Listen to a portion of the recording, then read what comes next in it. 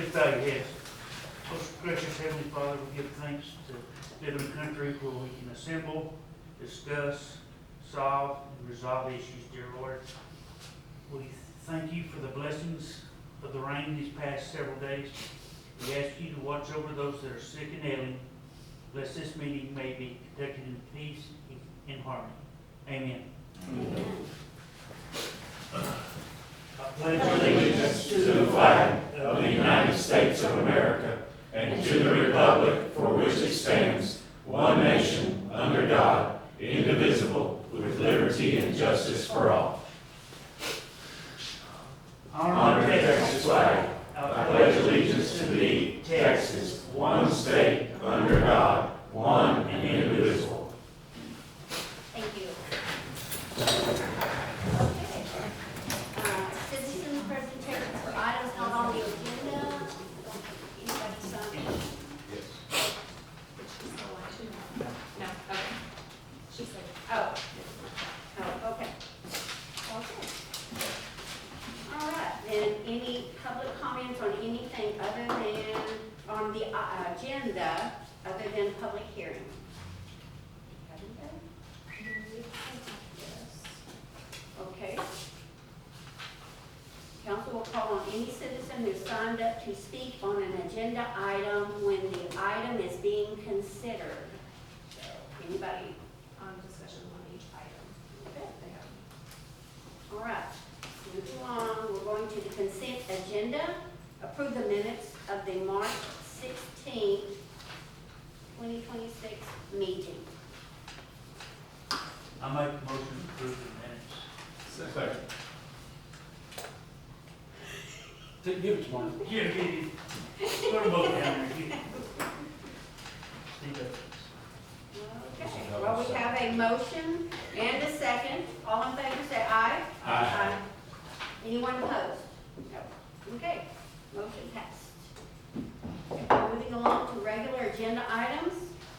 The first item is clearing of land at airport for F-35 emitter program and approval of program participation. There she is, yes. Good evening, everybody. Thank you for letting me talk to y'all about this. What we have is a request from a company called Draken out of Colorado. Draken provides Red Force, how do you describe that? Red Force participation threat, essentially, to our United States military in the form of actual and simulated threats to our air assets. And Lindsay's bringing up a picture for me. I'm trying, but apparently there's an update that I can't. I'm sorry. And what Draken has is, it looks like, you'll see it when it comes up, it looks like a missile launcher.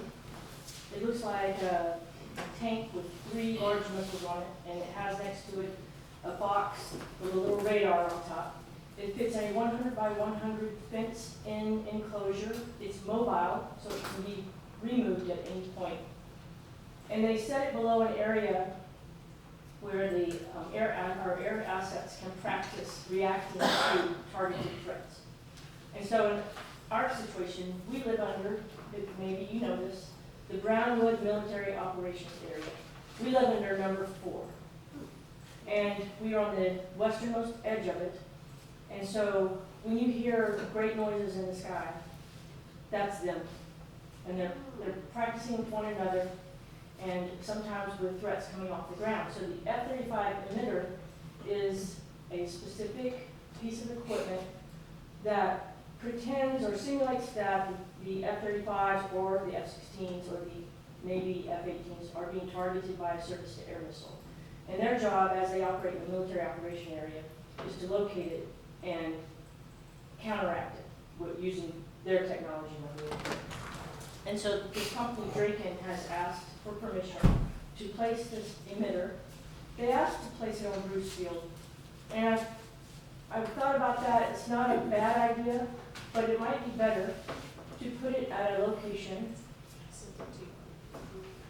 There's a triangular piece of land between County Road 259 and County Road 240 that we co-own, or we own the northern portion of it, and then private citizen owns the southern portion of it. We don't use it for anything.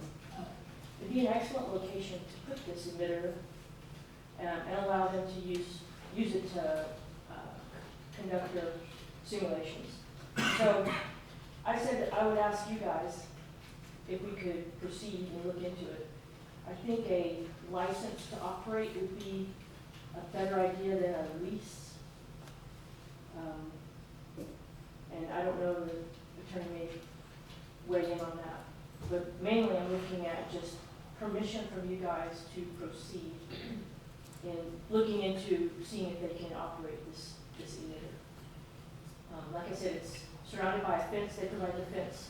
They have, I think he said, $2 million insurance policy on their equipment.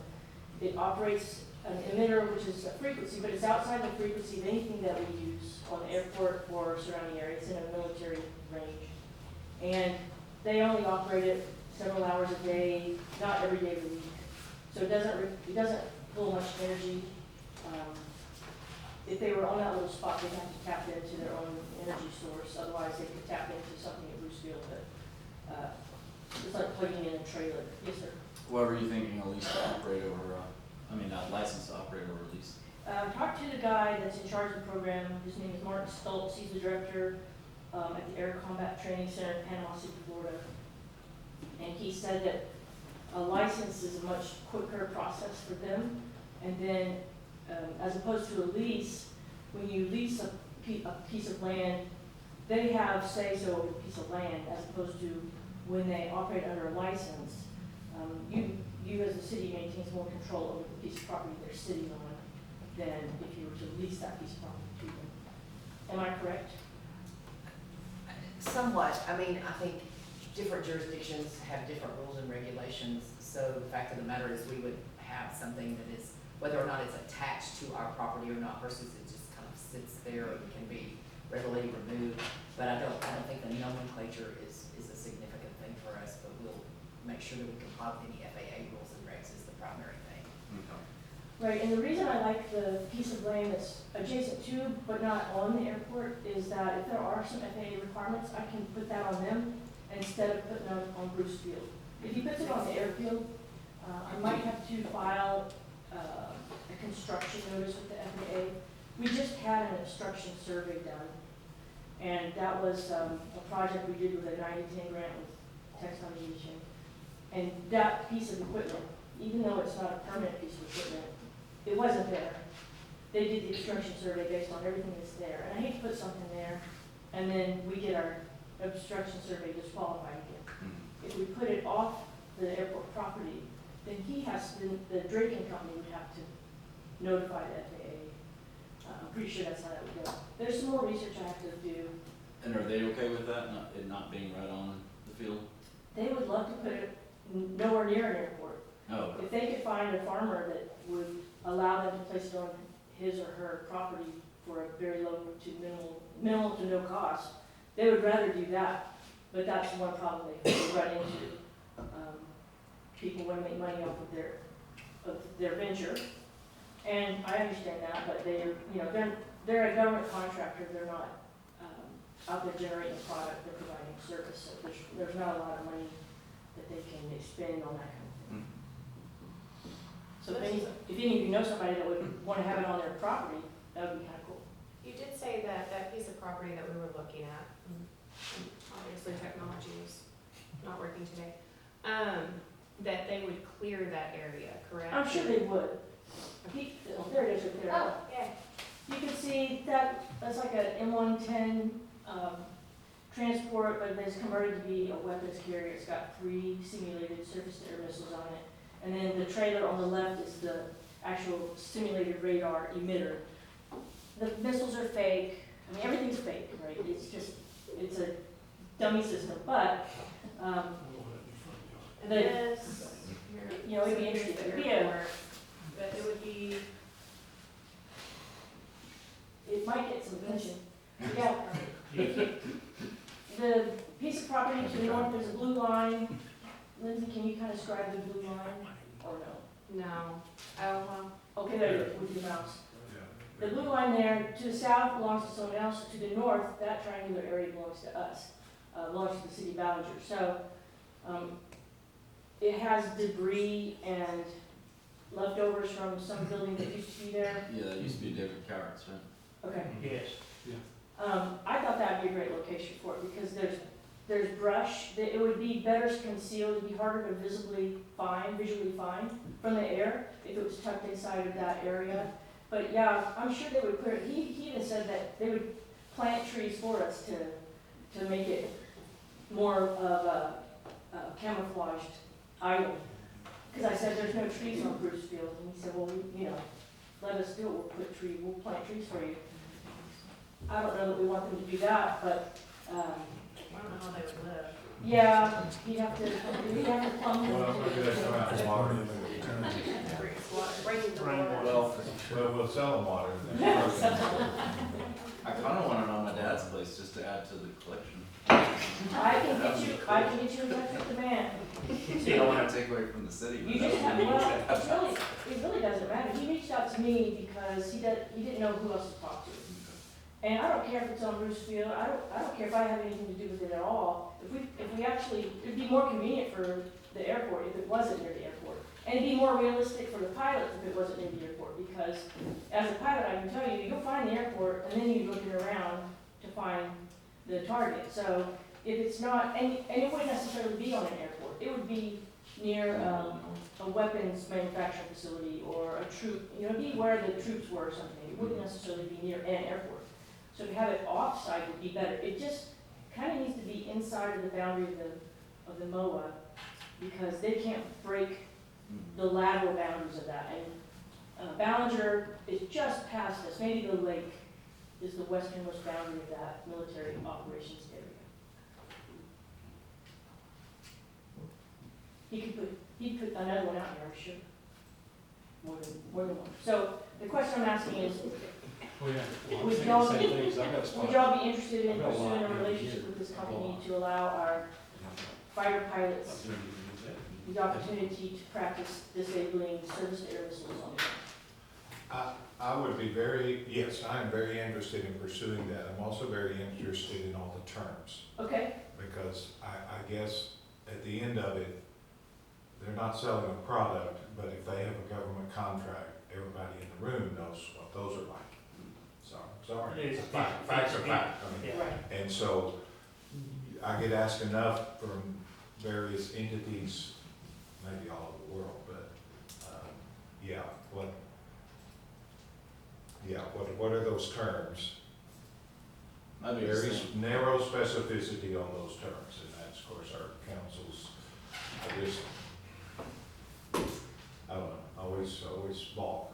I agree with Marty, but, We have to have this, and we'd like it for free.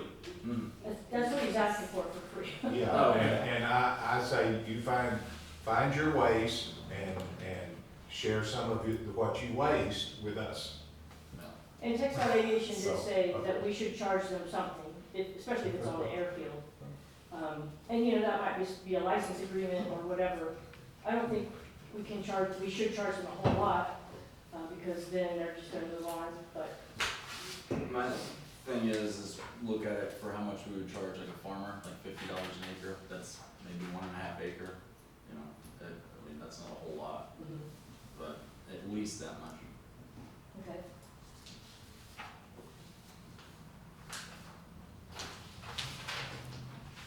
That's what, y'all think, acre and a half? 100 by 100? Oh, that Oh, whole that triangle. little triangular piece, I don't know, I haven't done the math on that. Is it listed on the property description, Lindsay? I don't think it's an acre. Was an acre 624? 5.67. That's what it says? That's hard to believe, but okay. So like $250 a year, something like A year? that? Minimum. Okay. And I'm just throwing that idea around here. Well, that's what we charge, These have, 1,000 feet from there, so. yeah. Okay. Anybody else? Okay. Covered. But, I mean, nobody can farm it after we put that on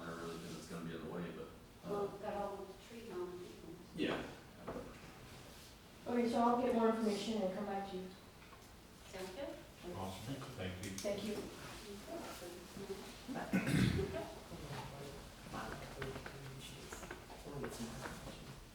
Okay, we are not going to do the next agenda item, we are moving up the audit so that we can discuss that.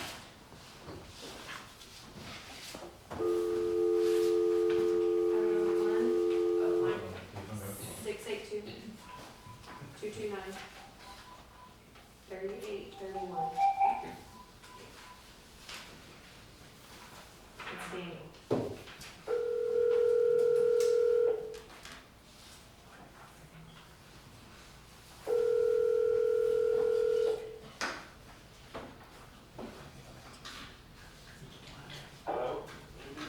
Yes?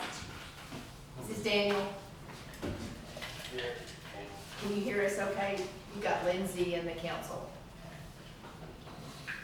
Yeah, good evening. Good evening. Good evening. I'm Daniel Hungerford with George Morgan and Sneed, here to go over your audit for September 30th, 2025. Yay. We have finally got to talk about. Yay. But our independent auditor's report is on page 1. Says the financial statements are fairly stated according to generally accepted accounting principles. It's the same opinion we've been issuing. The financial statements start on page, well, the bond financial statements are on page 7.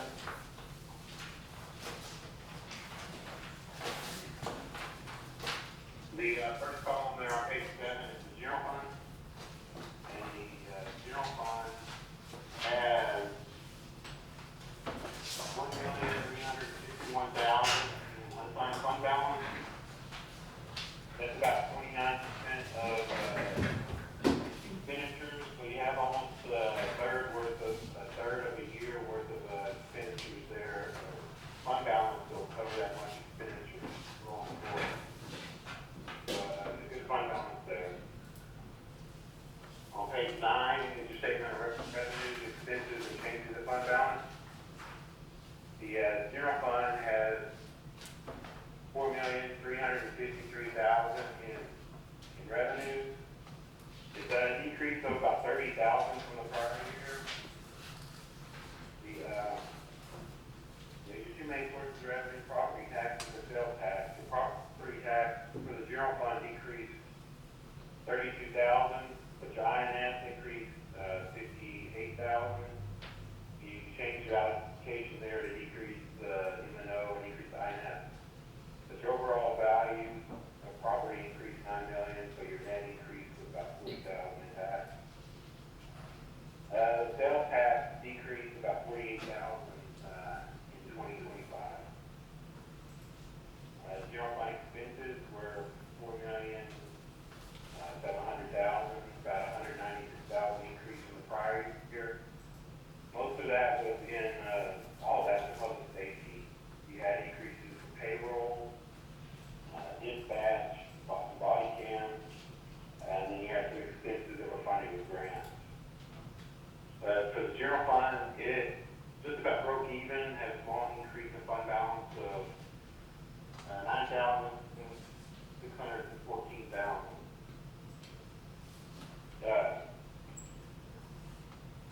On page 11 is your statement of net position.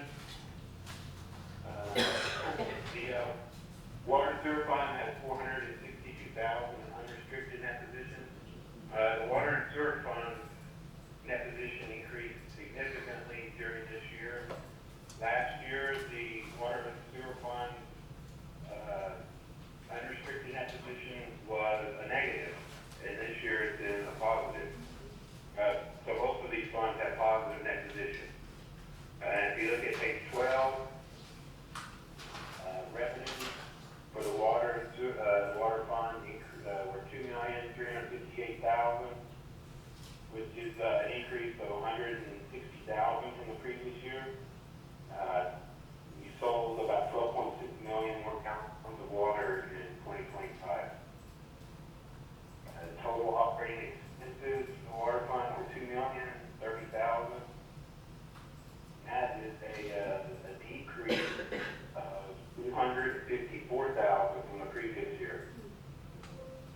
sewer fund operating income was $328,000.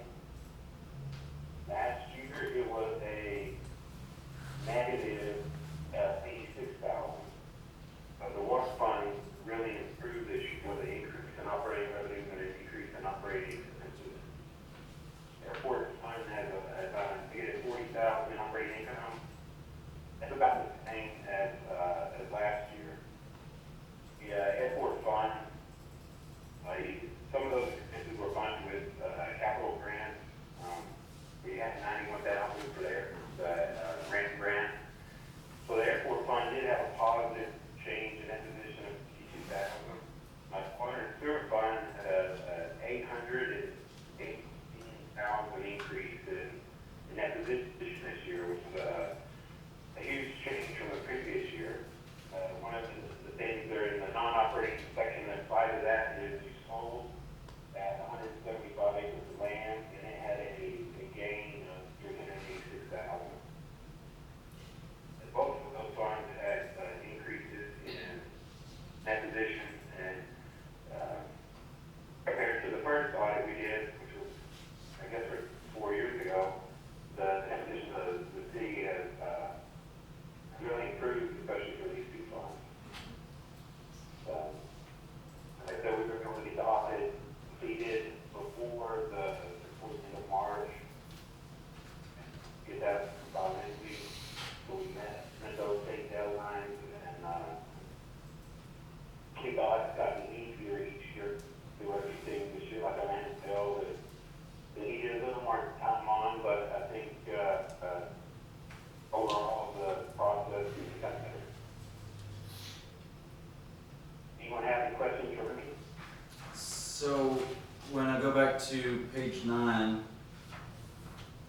we're basically only positive because of the transfer in from the capital gains on the sale of the property in our general fund.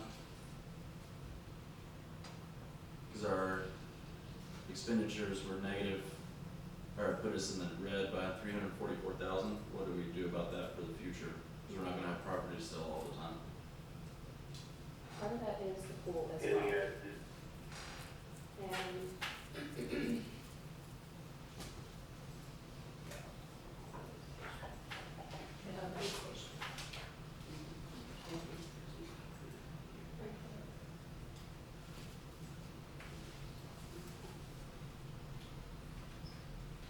You'll see the deficiency, though, that means. I don't know if he heard you or Oh. any answer. Could you hear my question? No, can you please repeat that? Yes, so on page 9, I'm looking at the deficiency of $344,000. The only thing that really saved us was selling that property and transferring that $210,000 out. What do you suggest for the future to where it's not in the red for 26? Is that making sense? Well, you know, 100,000 of that was probably funded with the insurance proceeds. I think you had some repairs up there in the general government. Yeah, I see that too. It's gonna take, you know, looking at looking at the expenses of that fund and trying to figure out Excellent. why there's a deficit there. You know, looking at your budget, you know, you had some capital outlay, that might have been funded with grants. But, you know, most of your areas, like your general government, public safety, culture and recreation, most of those were over budget. So I think that's where you're gonna have to look at those different departments and see why you're over budget on some of those. All right, thank you. You are. I believe it's, We're still gonna have some cuts.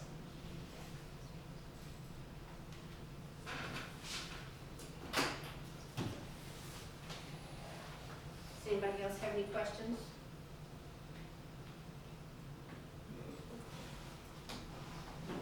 I guess we have no other questions. Is there anything else on the audit we need to know?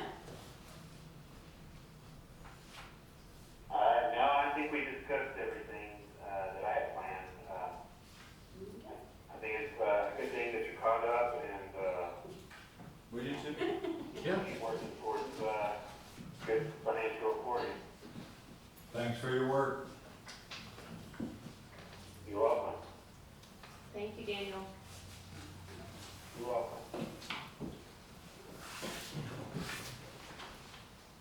I guess we're done. Okay. Yeah, there's still like 120,000 or so to go. I can get that breakdown.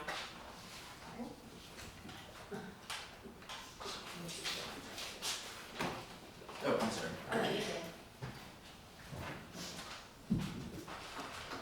Okay.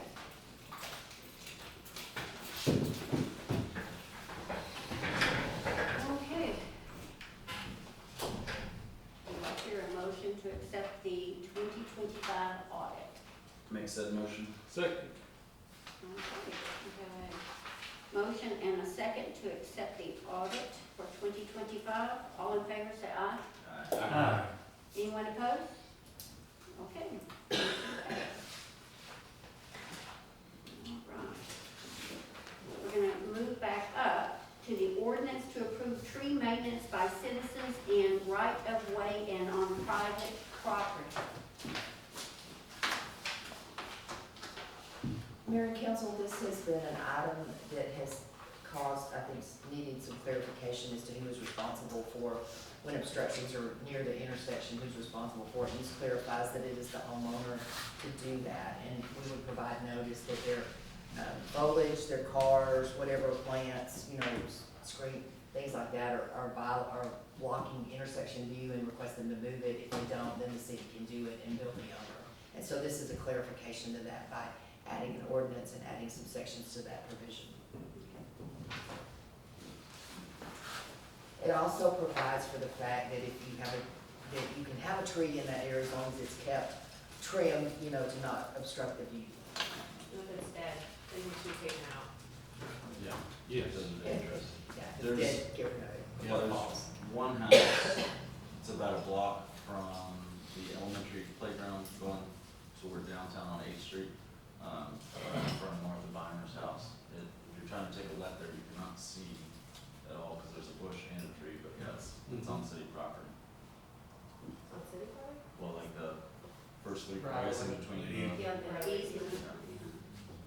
Well, this clarifies that the right of way is still, just as if a homeowner mows, is required to mow it, they're required to keep the vegetation out. So this will clarify, and they'll get a notice to please move it, and if they don't, then we'll take steps to do it and bill it. But just because we have that right of way until we need it or use it, it's still the owner's Oh, right. responsibility. But some people don't know that, so this is a I clarification. didn't know that. Okay, any other questions? Okay. Do, Do we need to make a motion? Yes, for that? please. I'll make Yes. said motion. A motion and a second to approve the ordinance to approve tree maintenance by citizens in the right of way of non-profit private property. All in favor, say aye. Aye. Anyone opposed? Okay, motion passed for the ordinance. Okay, park board request to close half of 8th Street on May 2nd, 2026 for Cinco de Mayo event. Who wants? Well, yeah, so I mean, it's, the Gilded Spur and the park board, so we wanted to do a, cornhole tournament, have like music, have food trucks, and again, just close the street from the alley forward and then the front part of the street, so not the whole street. I'm gonna say close it from 9 to 8-ish, maybe? If that long, yeah. If that long, yeah. Just so that we can get our stuff in there and there's not cars or anybody in our way. So 9 in the morning to 8 p.m.? And I mean, if the tournament gets over and everybody's done, hot, sweaty, we'll open the street back up. What time is it? 12 to 1 is what we said. Will that be enough time? Yes.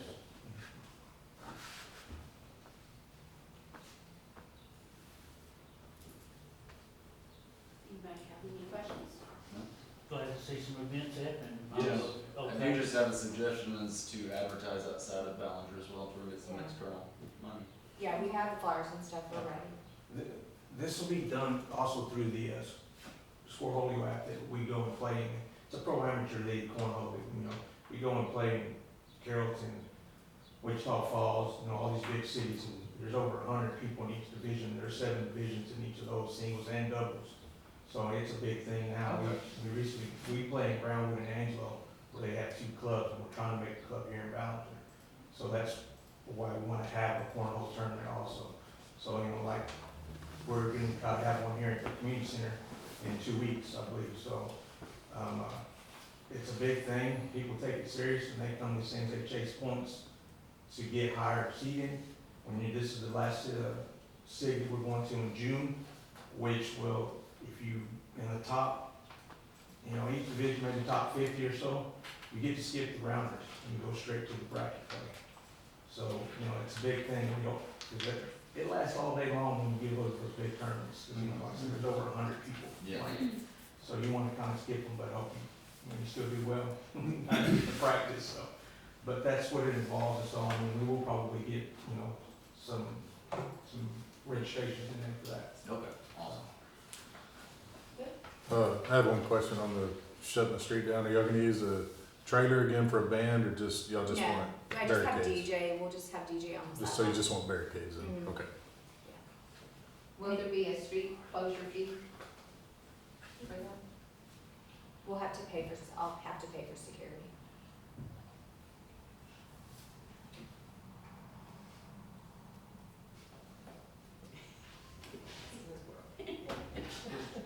Okay. There are no other questions. Do I hear a motion to approve the park board request? I'll make said motion. John? Marty, Nobody gets that one. Real slow, it's Steve made the motion. Marty seconded. get slower. Okay, we have a motion and a second. All in favor? Aye. Anyone opposed? Okay, your motion passed. Thank you.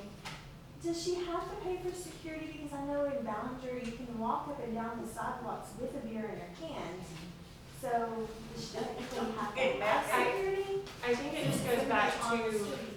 as an event on the street, I don't know. On all events since I've been here, we've had security involved. There have not been any allowances on that. So if the ethnic festival wanted to have a cornhole tournament with that, would they have to have security? The only reason that there's security is because alcohol is involved. I mean, if the ethnic festival was serving alcohol, then yeah, it. I mean, like if they decided to have a cornhole event and people brought alcohol? Because I know, I think, Oh, the can have sale of and alcohol. whatnot. Yeah, you can't have alcohol in the courthouse, so. But I mean, if they had it on the street, cornhole event on the street. The only time I saw a cornhole event, they actually had it I on mean, they did the just ask square. us this year. The only thing we had in the street was that basketball, 2-on-2, 4-on-4, whatever we had there, and we didn't have that anymore. Yeah, well, Missy had asked us this year if we would do a cornhole tournament, but we didn't know about it. I mean, we haven't decided, so. I mean, there's You would have to have security if, Probably technicality if it's BYOB versus if somebody's serving it or selling it. But So- I don't know the actual ordinance, but. so Gilded will be actually selling it, correct? It won't be BYOB since you're gonna Correct. open, correct? Yeah, I think you still have to have security. But I have a question going back to the courthouse lawn. Isn't the courthouse lawn in the actual city, image where you can walk around and drink? Yes and no. We get along really well with the county, so.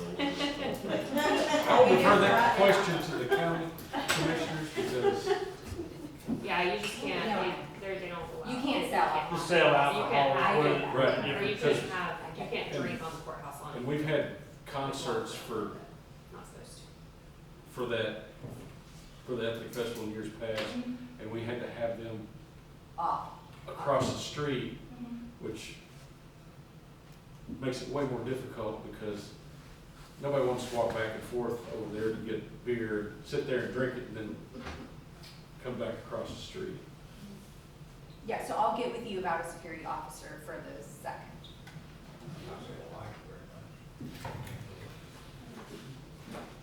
All right, moving along. Consideration of revised city employee handbook and adding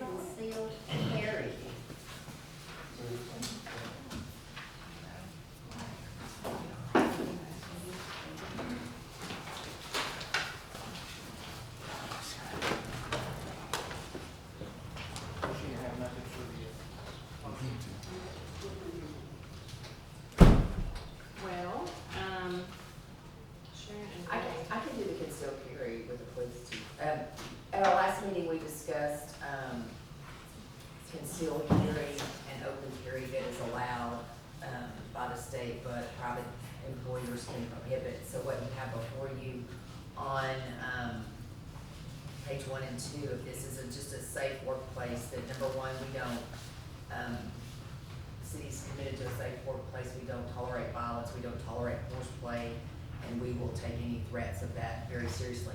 The second part of it is carrying of weapons, and it states the city may allow an employee, not mandate, not has to, specifically a concealed carry, on the premises when they do a written request on a provided city form. The director, the city manager, and the city police chief believe that it's in the best interest of the city to do that. It can be revoked at any time. We are not allowing any open carry by any employees, and if we do not allow the employee to carry, they are allowed to keep it in their private vehicle on city property.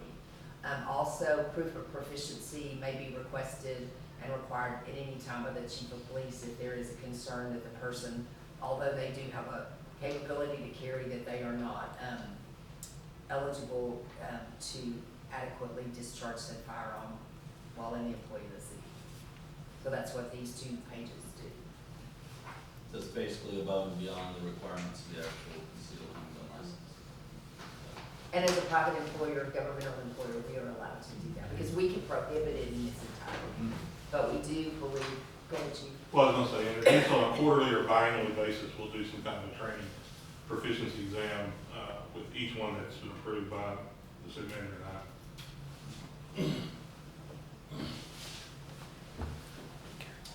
Any discussion? And of course, you know, we would have to discuss with the supervisor, how long they've been here, what the supervisor Yeah. thinks on their Marty part of says it. 6 months, 180 days. What do you think, John? I think it's 6 months. I'm good with that, babe.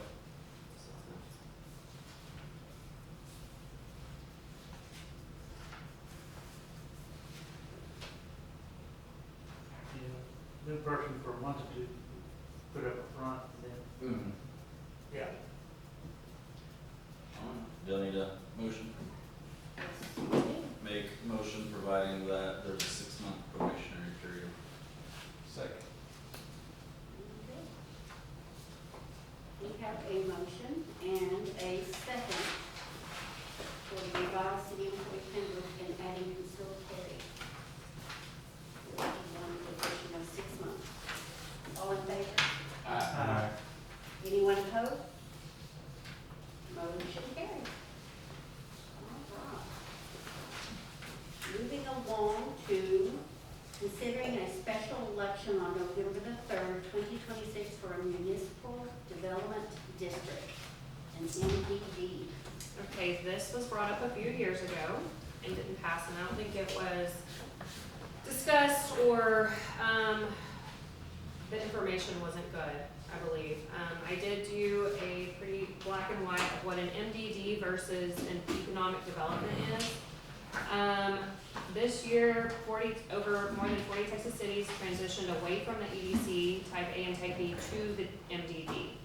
An MDD can do everything an EDC can do, but more. It can support both retail and commercial development in addition to industrial growth. The EDC is actually restricted by Texas law primarily to industrial and corporate recruitment. So an MDD focuses mainly on your small businesses, your local stores, your retail food, that type of thing. The funding can be used to recruit restaurants, shopping, service businesses, and it's all based off of sales tax revenue. And that sales tax revenue will come from what we are not receiving, that 0.505% in the ETJ. So it's outside the city limits. Did I get the map? Yes. I sent it in an email. Yes. And it would just be that little part of the ETJ that it extends to outside the city limits. No, that's the flood one. It's the colored one like this. Yes. Oh, maybe. It is, It's yes. an email. Yeah. Yeah. It was, Oh. yeah. Basically, it's gonna collect those sales tax on Amazon packages or Sam's or however much, people are getting delivered, Hillcrest. So right now, Hillcrest is an ATJ, so we don't collect any sales tax from that if they're getting anything delivered. And that's what it would be. It's getting that sales tax, you put it in the fund for the MDD, and then you select the board if it passes, and then it goes from there, and they take care of the MDD.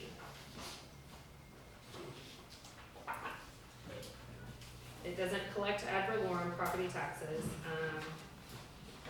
So the tire shop that's going in Hillcrest, it would collect sales tax from that? Yes.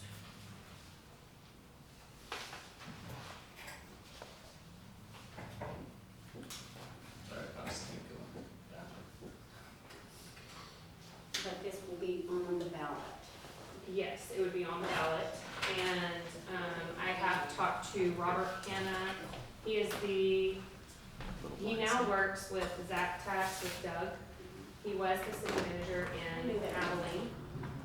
And I've been in contact with him over the phone, and he's been helping me with a lot of this stuff because he has a lot of knowledge with it. He has reviewed all of this and has given some pointers.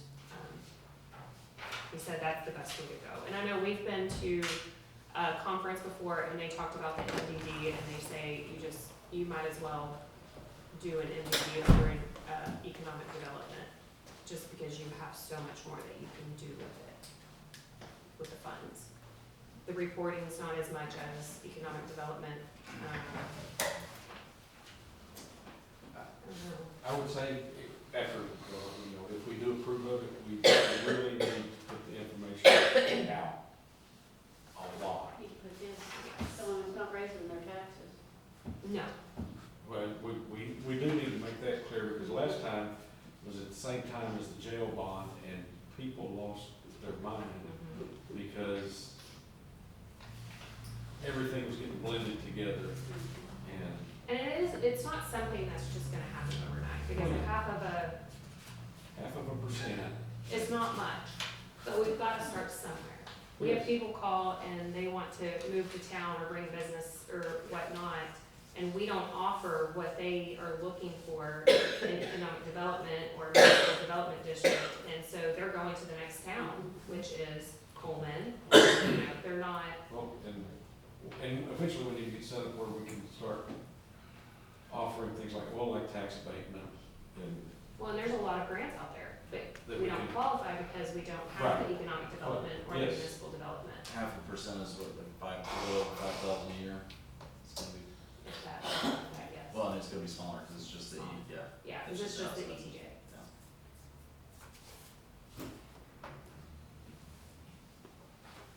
Okay. I'd do it just for the grants, cause it's gonna take forever to build up anything meaningful in there. Right. Anyone else? If not, do I hear a motion to accept this for a special election on November the 3rd? Like I said, I will second said motion. Is there anything extra special that we need to do for that, or just to order? We'll bring back all the things later, but yeah, if we need to do anything else, we'll bring it back. All right. We have a motion and a second. Anyone in favor? Yes. Anyone opposed? Say no. Okay, motion passed. Okay. Presentation on information from the Texas Water Development Board regarding FEMA update. Well, it's not present, well, you'll receive it in your email. Texas Water Development Board came by, and thank goodness Julia Miller sent her by to talk to us. She is actually on the side of floodplain management, not something that I knew even existed with Texas Water Development Board. And she was explaining to us, or to me, how do we get rid of the floodplain? She said it will never happen with FEMA. They always consider, if you have a 1% chance, it does not matter. They are not going to, you can't just remove the floodplain, the 100-year. So that So was, if we stay out of it 100 years, they don't remove it? no, because, they don't, there's no. That would be less than a 1% chance though. I know, but there's always that 1% chance, she Uh-uh. said. You know, government can't do You that. know, I was, so she 57. sent them out, 71 years away now. yeah. She did send an email saying that she does not have a complete copy of the Ballinger flood damage prevention ordinance. So she gave me examples of that, so I need to review that, I'm gonna go with Sharon and see what they're missing. There was one thing that she did mention of opting out of the PF flood plain insurance something. So there's 6 people on this insurance, and if you opt out, you can do and develop as you want, but if it floods, FEMA will not give you assistance. So. But I've been reading and I still don't see where, because FEMA still sets it, no matter what. So, so Lindsay had given me kind of heads up on this particular subject. And then so I called a couple of bankers and they said that they're just going off the FEMA maps. So I don't know what these 6 or 7 people who are on this insurance that would affect.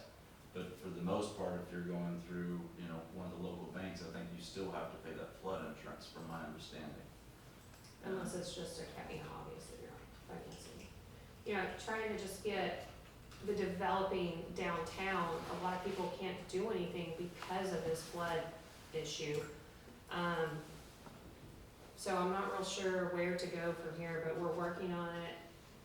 Here's some of the email, the links. And like I said, I don't know what our next step would be. I mean, I would hate to remove that and then we flood, but that might actually be a blessing. Well, yeah, but with recent experiences locally and even as far as North Carolina with FEMA, they're not paying anything anyway. Yeah. $700 to lose a $200,000 house is not. And that's only if it gets qualified for it. There's Right. qualifications sort of, well, how many houses are affected and everything like that. So, but another thing that we were talking about is maybe as a city do a group effort to do a petition to Kluger to see if he can do anything in this regard since it is a federal issue. So there is something, since she did say that since we're not growing as fast as most places, maybe getting this NDD and stuff, it'll start bringing people in, and that is the only reason that they replat or remap it. It is anywhere from $9,000 to $15,000 to do that, and it's not guaranteed. So if you pay that, that doesn't mean that they're actually gonna do it. So it's just a work in progress, and we're just gonna have to keep moving forward and see where we can go with it. I'm not gonna give up, but I like the idea of Kluger and see where we can, I don't know. But it makes it hard on those businesses downtown when we get people in and they can't do nothing, so. But that's later down the road. This is something we can consider now. So what do y'all think?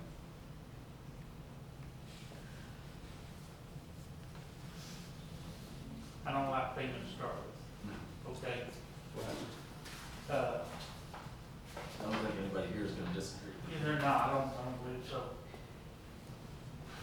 These rules are The so odds strict. of those 7 people flooding at this point in time. And Well, and it could be even businesses that are down here, because I have to have flood insurance on my building that I own, and it's higher than anybody else's. It's elevated, right, yeah. An extra foot, I understand. Mhm. So, I don't know. is there a way we can figure out who these Possibly. individuals might be? I don't know if they can give me that information or not, but I'm gonna, Well, she's a good contact. I finally have a good contact. yeah. That's Instead not- of